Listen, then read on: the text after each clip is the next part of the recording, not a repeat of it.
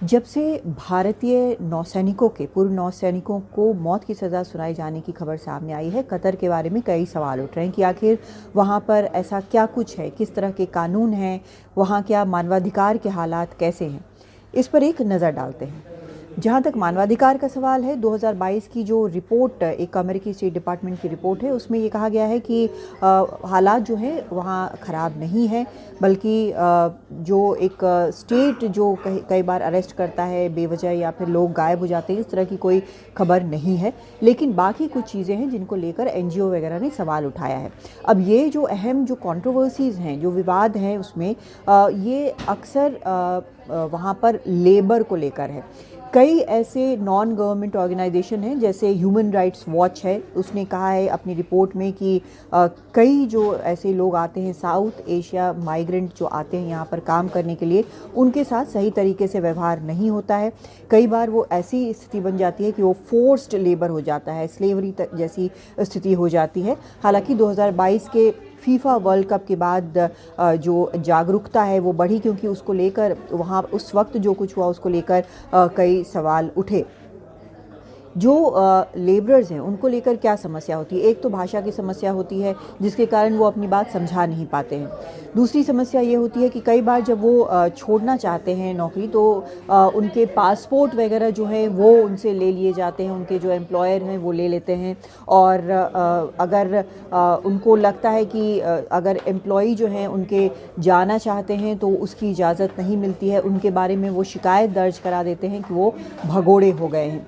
ऐसे में उनका डिटेंशन हो जाता है, पुलिस उनको कस्टडी में ले जाती है, कई बार अरेस्ट हो जाते हैं और काफ़ी वक्त तक उनका जेल में बीतता है। तो ये एक बड़ी समस्या है। ये कंस्ट्रक्शन जब हो रहा था फीफा वर्ल्ड कप के लिए स्टेडियम का, तो ये समस्या बड़े स्तर पर सामने आई थी। उसमें ये भी हुआ था कि कई मज़दूर जो हैं उनकी मौत हो गई है, और कई मज़दूर ऐसे हालात में रखे गए थे कि जानवरों जैसे हालात में रखे गए थे। इस तरह की खबरें आई, तो उसके बाद माना यह जा रहा है कि कुछ बेहतरी हुई है। एक और जो कैटेगरी है जहाँ पर ज़्यादा सवाल उठे हैं, वो डोमेस्टिक वर्कर्स को, यानी घरेलू जो काम करने के लिए लोग वहाँ पर जाते हैं। कई साउथ एशिया के देशों से जाते हैं, चाहे वो भारत हो या फिर आप जो फिलीपींस हो, वहाँ के लोग भी जाते हैं। तो उनके मामले में भी कई बार ये देखा गया है कि उनके साथ ह्यूमन ट्रैफिकिंग या फिर प्रोस्टिट्यूशन की भी खबरें इस तरह की सामने आई हैं, उनके साथ मारपीट की। और एक आध घटनाएं तो ऐसी भी हुई हैं कि जो डोमेस्टिक वर्कर है उनकी मृत्यु हो गई है। तो ये मानवाधिकार जो के क्षेत्र में जो एनजीओ काम करते हैं उनके लिए ये एक बड़ी समस्या है।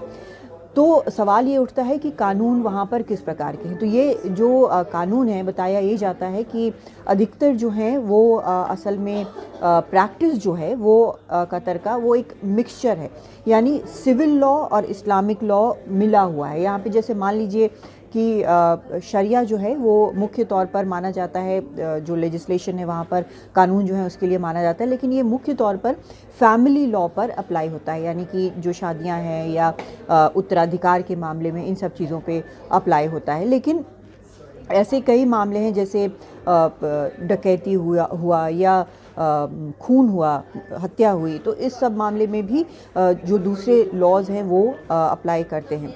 तो ये एक फैक्टर यहाँ पर है। और उसके बाद आपको ये भी बताएं कि एक सवाल जो उठ रहा है वो ये कि क्या कैपिटल पनिशमेंट है। तो कैपिटल पनिशमेंट जैसा हमने देखा, यानी कि मौत की सज़ा वहाँ पर दी जाती है, लेकिन किन मामलों में? जो मुख्य तौर पर ये सज़ा जो दी जाती है वो या तो जासूसी के मामले में दी जाती है, या फिर अगर देश के खिलाफ कुछ ऐसा है जिससे देश की सुरक्षा को नुकसान पहुंचता है, उस मामले में दी जाती है। और बाकी जो मामले हैं उसमें भले ही इसके प्रावधान हो, जैसे कि जो ब्लास्फेमी वगैरह है, ईश निंदा जिसको हम कहते हैं, अगर इस तरह का है तो, लेकिन ऐसा डेथ पेनल्टी का कोई भी मामला सामने आया नहीं है। जिसमें जैसे दूसरे और भी जो मामले हैं, जैसे मान लीजिए कि एक वायलेंट डकैती हो, खून हो, या फिर टॉर्चर हो, किडनैपिंग हो, टेररिज्म का मामला हो, ड्रग ट्रैफिकिंग, रेप, एक्सटॉर्शन, ये सब चीज़ जो है, ये सब इन मामलों में भी प्रावधान है। लेकिन ये रिकॉर्ड्स देखने के बाद ये लगता है कि जो आखिरी बार जो किसी को सज़ा दी गई थी, वो मौत की सज़ा दी गई थी, वो असल में हुआ था दोनों, असल में ये खून का मामला था। एक बार मार्च 2003 में हुआ है और एक बार मई 2020 में हुआ है। और कतर में जो मौत की सज़ा दी जाती है वो फायरिंग स्क्वाड के सामने खड़ा किया जाता है, फांसी नहीं होती है।